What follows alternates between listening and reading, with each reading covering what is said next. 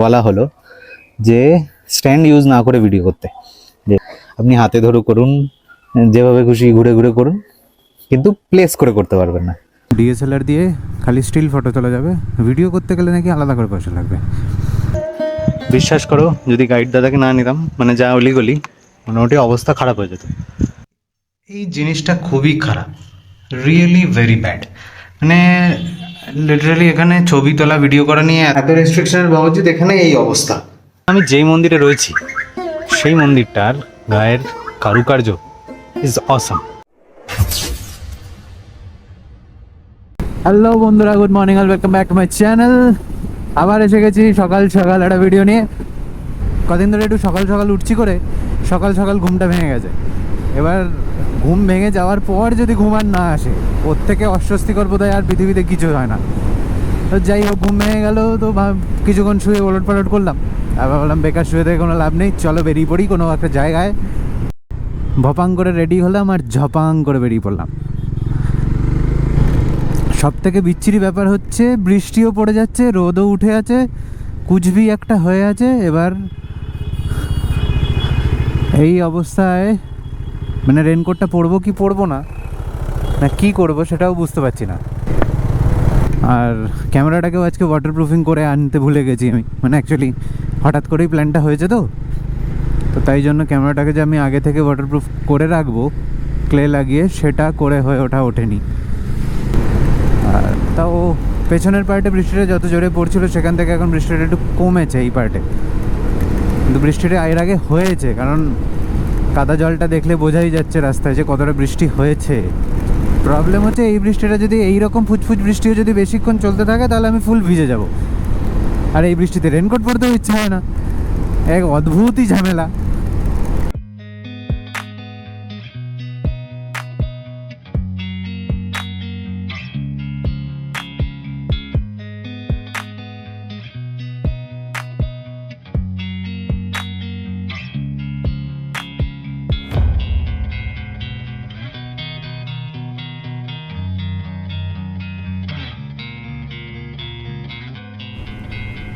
আর বন্ধুরা যাই বলো, look at this beauty, wow. আর আস্তে আস্তে আকাশে মেঘ ঘনাচ্ছে, মানে কি হবে বলতে পারছি না ফাইনালি। लेकिन देखो, अगर घर ही बैठे रहना है तो क्या ही फायदा। আর এমন জঙ্গল ঘেরার রাস্তা, দুপাশে ঘন জঙ্গল, দেখো একদম দূর অব্দি ঘন জঙ্গল রয়েছে। এমন জঙ্গল ঘেরা রাস্তা, কোথায় যাচ্ছি, যেখানে যাচ্ছি সেটা অ্যাকচুয়ালি একটা হিস্টোরিক্যাল প্লেস। লাস্ট ভিডিওতেও তোমাদের আমি নিয়ে গেছিলাম একটা ঐতিহাসিক জায়গাতেই। আজকেও যাচ্ছি একটা ঐতিহাসিক জায়গাতেই, যেটা আমার বাড়ি থেকে খুব একটা বেশি ডিস্টেন্স নয়। এবং চলো বাকি কথা বলছি। এখন আমি যে জায়গাটায় আছি এটা অলমোস্ট গড়বেতা ক্রসিং। আমি এসেছি ওপাশ থেকে, এই রাস্তাটা গড়বেতা ঢুকে যায়, আর এই রাস্তাটা স্ট্রেট, এটাও গড়বেতা হয়ে বাঁকুড়া দিয়ে বেরিয়ে যাওয়া যায়। এখানে রয়েছে এই ক্রসিং আছে একটা শিব মন্দির। এনি টাইম আমরা এই পাশে এলে এখানে দাঁড়াই, প্রণাম করি, তারপরে একটা বড় গল্প হচ্ছে, আমি ভেবেছিলাম রেনকোটটা সোজা ডেস্টিনেশনে গিয়ে খুলবো, মা কসম যা রোদ উঠেছে, আমার দ্বারা আর পসিবল হলো না ওটাকে পরে রাখা। খুলে ফেলে 2 মিনিট দাঁড়াই, রেনকোটটাকে রোগাই, প্রণাম করে বেরিয়ে যাবো। এই হচ্ছে সেই মন্দির, আর এখানে রয়েছেন বলে বাবা। চলো বেরোনো যাক। বন্ধুরা শুধু দেখো ওয়েদারটার কি অবস্থা হয়েছে, ও অন্ধকার হয়ে গেছে। আমি রেনকোট পরবো না, ঠাকুর প্লিজ বৃষ্টি হয়েও না।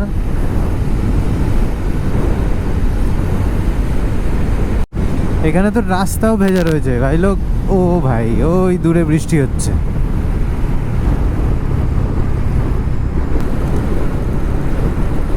তো ভাবতে গিয়ে বৃষ্টিটা বেড়ে গেল, এটাই হচ্ছে প্রবলেম। এবার আমাকে কোথাও শেড দেখে দাঁড়াতেই হবে।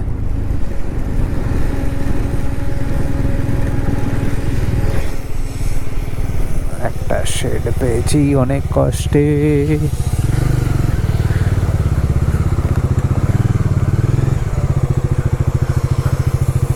भाई लोग দাঁড়িয়ে রয়েছি আমি কমলা বলে একটা জায়গাতে। এই হচ্ছে অবস্থা।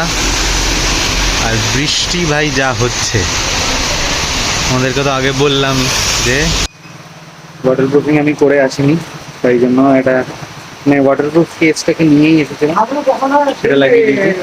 রেনকোটটা পরি চলেই যাই, যা হবে দেখা যাবে। এখন অবস্থা রেনকোট পরি আজকে বেরোই, যা হবে দেখা যাবে রাস্তা।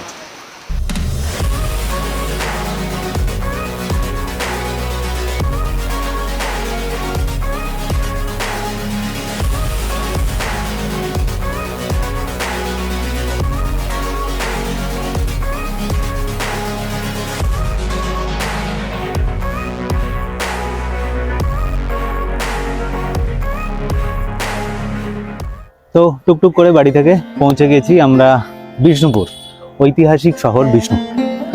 আর আমার আজকের ফার্স্ট স্পট হচ্ছে রাসমঞ্চ।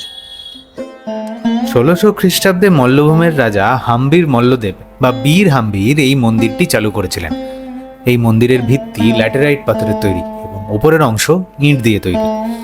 বৈষ্ণব রাস উৎসবের সময় বিষ্ণুপুরের সমস্ত রাধাকৃষ্ণ মূর্তি নাগরিকদের দ্বারা পুজো করার জন্য এখানে আনা হতো। 1932 সাল পর্যন্ত রাসমঞ্চে বার্ষিক এক উৎসবও অনুষ্ঠিত হতো।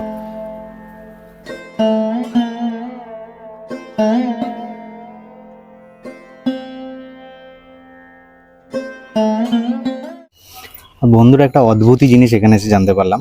আমি একটা ছোট্ট ট্রাইপড স্ট্যান্ড, মোবাইলের স্ট্যান্ড ইউজ করছিলাম ভিডিও করার জন্য, আর আমাকে বলা হলো যে স্ট্যান্ড ইউজ না করে ভিডিও করতে, যে স্ট্যান্ড ইউজ করা যাবে না, আপনি কোথাও ফোন বা ক্যামেরা প্লেস করতে পারবেন না, আপনি হাতে ধরে করুন, যেভাবে খুশি ঘুরে ঘুরে করুন, কিন্তু প্লেস করে করতে পারবেন না। মানে জানি না what is the logic behind this.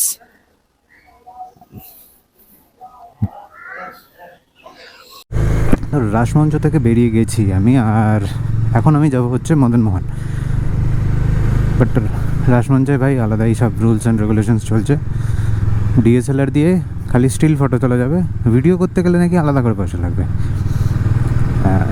মোবাইলে হোক যে কোনো ক্যামেরাতেই হোক স্ট্যান্ড লাগানো যাবে না, অন্যই চলছে। তো যাই হোক, রাসমঞ্চের বাইরে একজন গাইড দাদার সঙ্গে পরিচয় হলো। আমি ওনার সঙ্গেই কথা বলে ওনাকে হায়ার করে নিয়েছি, তাতে অ্যাটলিস্ট ঘুরতে সুবিধা হবে আর জায়গাগুলোর হিস্ট্রিগুলো আপনাদেরকে জানাতে সুবিধা হবে। এরপর আমি পৌঁছে গিয়েছিলাম মদনমোহন মন্দিরে। 1694 খ্রিস্টাব্দে মল্লভূমের রাজা দুর্জন সিংহ দেব দ্বারা প্রতিষ্ঠিত হয়েছিল এই মন্দির। মন্দিরের ছাদ চৌকো এবং বাঁকানো, কিনারা বাঁকযুক্ত এবং মধ্যে গম্বুজাকৃত শীর্ষ বর্তমান। মল্লরাজ বীরহাম্বির এই মন্দিরে মদনমোহনের বিগ্রহ প্রতিষ্ঠা করেছিলেন। বিষ্ণুপুরের 55তম রাজা শ্রী গোপাল সিংহ ছিলেন মদনমোহনের একনিষ্ঠ ভক্ত। একসময়ের মারাঠা দস্যুরা ভাস্কর পণ্ডিতের নেতৃত্বে 1 লক্ষ সেনা নিয়ে বিষ্ণুপুর আক্রমণের চেষ্টা করলে রাজার সমর সজ্জায় দৃষ্টি না দিয়ে শোনা যায় প্রজাদের বলেছিলেন মদনমোহনের উপাসনা করতে। কথিত আছে মদনমোহন নাকি নিজ হস্তে কামানের তোপ বর্ষণ করে বিষ্ণুপুরকে রক্ষা করেন, যদিও এর কোনো ঐতিহাসিক প্রমাণ নেই।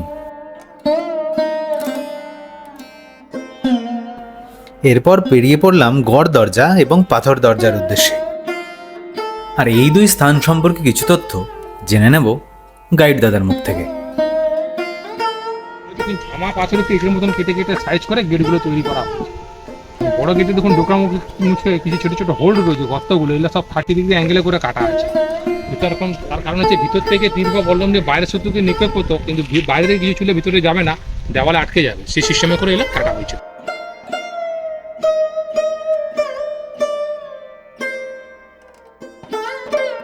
এরপর পৌঁছে গেলাম পরবর্তী ঐতিহাসিক স্থাপত্য লালজি মন্দিরে। এখন আছি আমরা লালজি মন্দিরে। বিশ্বাস করো, যদি গাইড দাদাকে না নিতাম, মানে যা অলিগলি মোটামুটি অবস্থা খারাপ হয়ে যেত। মানে কী আর বলবো, মানে গুগল ম্যাপ দেখে তার থেকে গাইড নিয়ে নেওয়া ভালো। মানে লিটারালি গাইড দাদার নাম আর নাম্বার আমি ডিসক্রিপশনে দিয়ে দেবো, তোমরা নেক্সট টাইম কেউ আসলে তারা আরামসে কল করে নিতে পারো। আর চলো লালজি মন্দিরের হিস্ট্রিটা সম্পর্কে একটু আলোচনা হোক। 1658 খ্রিস্টাব্দে 52তম মল্লরাজ বীর সিংহদেব এই মন্দিরের প্রতিষ্ঠা করেছিলেন। শ্রী রাধিকা এবং শ্রীকৃষ্ণের পূজা উদ্দেশ্যে তৈরি হয়েছিল এই মন্দির। মন্দিরের সামনে রয়েছে নাট মন্দির, খাদ্যগৃহ এবং এক তুলসী মঞ্চ।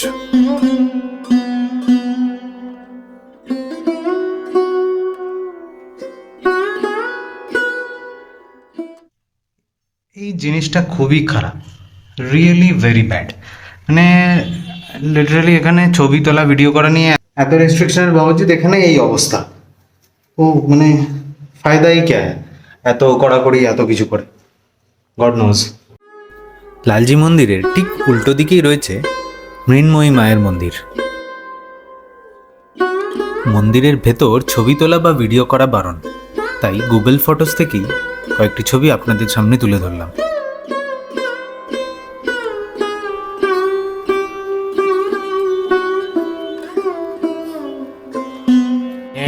পরিবারের লোক হাওয়া মহল বলা হয়। মৃন্ময়ী মন্দির থেকে দেখা যাচ্ছিল এমনই কিছু ধ্বংসাবশেষ, এবং গাইড দাদার কাছ থেকে শুনলাম আরো বেশ কিছু ইতিহাস। এখন এগুলো পুরোই ধ্বংসাবশেষ, এগুলো এখন পুরো ধ্বংসাবশেষ হয়ে গেছে। মানে এই পুকুরটা তখনকার দিনে রাজারা ব্যবহার করতো আর কি। পুকুরটার নাম হচ্ছে সাততলা পুকুর। 7টা স্টেপ বাই স্টেপ রেখে পুকুরটা কাটা হয়েছিল, এই জন্য নামকরণ করা হয়েছে সাততলা।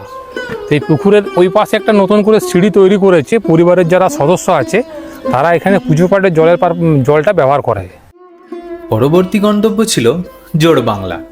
মল্লরাজ প্রথম রঘুনাথ সিংহ দ্বারা নির্মিত এই মন্দিরটি পরস্পর সংযুক্ত দুটি দোচালা কুটিরের সমন্বয়ে গঠিত।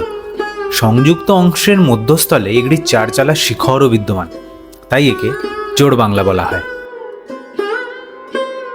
মন্দিরের দেওয়ালে রামায়ণ, মহাভারতের কাহিনী, সামাজিক জীবনযাত্রা এবং শিকারের বিভিন্ন রকম দৃশ্য টেরাকোটার মাধ্যমে চিত্রিত করা রয়েছে।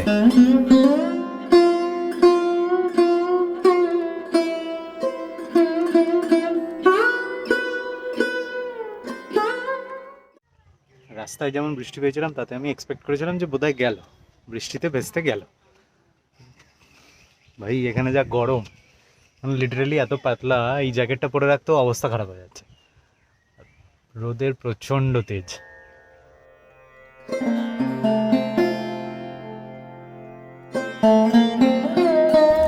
আর জোড় বাংলার সামনেই পেয়ে যাবেন বিষ্ণুপুরের বিখ্যাত টেরাকোটার এক ছোট্ট সুন্দর বাজার, যেখানে যথেষ্ট স্বল্প মূল্যে খুবই সুন্দর সুন্দর টেরাকোটার কাজের জিনিসপত্র পাওয়া যায়।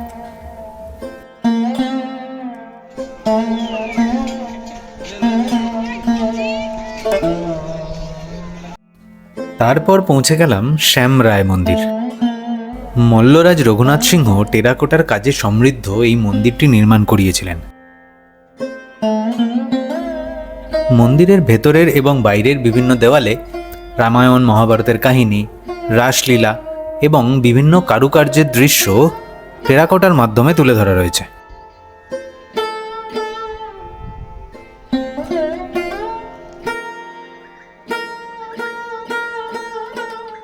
আর এখন আমি যেই মন্দিরে রয়েছি সেই মন্দিরটার গায়ের কারুকার্য ইজ অসাম। তারপর পৌঁছলাম গুমঘর, যেটা কারো মতে শস্য ভাণ্ডার, কারো মতে জলের ট্যাঙ্ক বা কারো মতে হত্যাগৃহ। তারপর পৌঁছে গেলাম লাল বাঁধ, আর এই লাল বাঁধের ইতিহাস সম্পর্কে সমস্ত কিছু জেনে নেব গাইড দাদার কাছ থেকেই। হচ্ছে বিষ্ণুপুরের মল্লরাজা দ্বিতীয় রঘুনাথ সিংহের রাজত্বকালে দিল্লি থেকে বাইজি এসেছিল লালবাইজি। সেই নর্তকী মল্লরাজা মানে বাইজিকে বিয়ে করেছিল, ওনার একটি পুত্র সন্তান জন্মগ্রহণ করেছিল। তো যেহেতু এটা একটা ধর্মীয় ব্যাপার, মল্লরাজা সেখানে রঘুনাথ সিংহ ওনাকে বিয়ে করার পর ওনার পুত্র সন্তান জন্মগ্রহণ করেছিল। তো লালবাই কী করছিল, উনি টোটাল মানে হিন্দু রাষ্ট্রটার কাছে আসছে মুসলিম আন্ডারে ক্যাপচার করে দিচ্ছে। তো রাজার যেহেতু আমাদের ঘাটে একটা নৌকো ছিল, তাদেরকে সুইয়ে চাপিয়ে দড়ি দিয়ে টেনে দিল, কিছু বাড়ি বাড়ি পাথর চাপিয়ে দিল, মাঝখানে নৌকোটাকে টেনে নিয়েছে, নৌকোর ফুটোটা খুলে দিল। তখন মাও ছেলে জলের মধ্যে ডুবে মারা গেল। আর রানী নিজেও বেঁচেছিলেন না, উনি ওনার স্বামীর চিতায় সহমরণে ঝাঁপ দিয়েছিলেন। এবং রাজার কোনো ছেলে ছিল না, ওনার সহোদর ভাই ছিল গোপাল সিংহ, ওনাকে রাজ সিংহাসনে বস করিয়ে উনি মল্ল হিন্দু রাজ ছেড়ে দিয়ে রক্ষা করে। এই ঘটনাটা থেকেই সিনেমা একটা উপন্যাস তৈরি হয়েছে। লালবাগ দেখে এবং তার ইতিহাস জানার পর রওনা দিয়েছিলাম দলমাদল কামানের উদ্দেশ্যে। এটা বাংলাদেশের ঢাকাটা আছে কালেখা আর বিষ্ণুপুরের হচ্ছে দলমাদল, মানে একই কারিগরি তিনটে কামার বানিয়েছিলেন জনার্দন কর্মকার। কামানটার আসল নাম ছিল দলম মর্দন, সেটা প্রথমত হচ্ছে দল ও মাদল। দল বলতে শত্রুর, মাদল মানে হচ্ছে বিনাশ। কামানটার ওজন হচ্ছে 296 মন ওজন, 3.8 মিটার লম্বা এবং 63টা লোহার রিং আছে। এদিকে গোলা টাইপের, সামনের দিকে মুখগুড়ের ব্যাসার্ধটা 35.2 সেন্টিমিটার। এই কামানটা বারবার ব্যবহার হয়েছিল, শেষে একবার ব্যবহার হয়েছিল রাত 1742 সালে। দুর্গী সেনাপতি ভাস্কররাও মারাঠারা যখন বিষ্ণুপুরকে আক্রমণ করেছিল, এই দুর্গী দেখে কামানের দিনে বিষ্ণুপুরের নগর রক্ষক দেবতা স্বয়ং মদন মোহন উনি কামানটা চালিয়ে মল্লবাসীকে রক্ষা করে দিয়েছিলেন। তাহলে বর্তমান পেছনটা সিল হয়ে গেছে, মাঝে পয়েন্টটা দিচ্ছেন, দুদিকে চাকা লাগানো থাকতো। তো তখনকার দিনে কামানটা বানাতে খরচ হচ্ছিল 1,65,000 টাকা। বাপরে। এটা ফার্সি ভাষায় উপরে লেখা আছে। আর উনি এরপর মা ছিন্নমস্তা মন্দিরে পুজো দিয়ে তারপরে আমি রওনা দিয়েছিলাম আমার বাড়ির উদ্দেশ্যে। যদিও ছিন্নমস্তা মন্দিরের কোনো ভিডিও বা ছবি আমি তুলিনি, তাই জন্য গুগল ফটোস থেকেই ছিন্নমস্তা মন্দিরের ছবিটি আপনাদের সামনে তুলে ধরলাম। আর এই হচ্ছে গাইড দাদার ডিটেলস। আপনারা কখনো বিষ্ণুপুর গেলে নিঃসন্দেহে ওনার সঙ্গে যোগাযোগ করে নিতে পারেন। আর যদি ভিডিওটা ভালো লেগে থাকে তাহলে নিজেদের মতামতটা কমেন্ট সেকশনে জানাতে একদম ভুলবে না। তার থেকেও importantly do like, comment, subscribe আর শেয়ার করো। আবার দেখা হচ্ছে নতুন কোনো ভিডিও, নতুন কোনো গল্প নিয়ে। ততক্ষণের জন্য টাটা।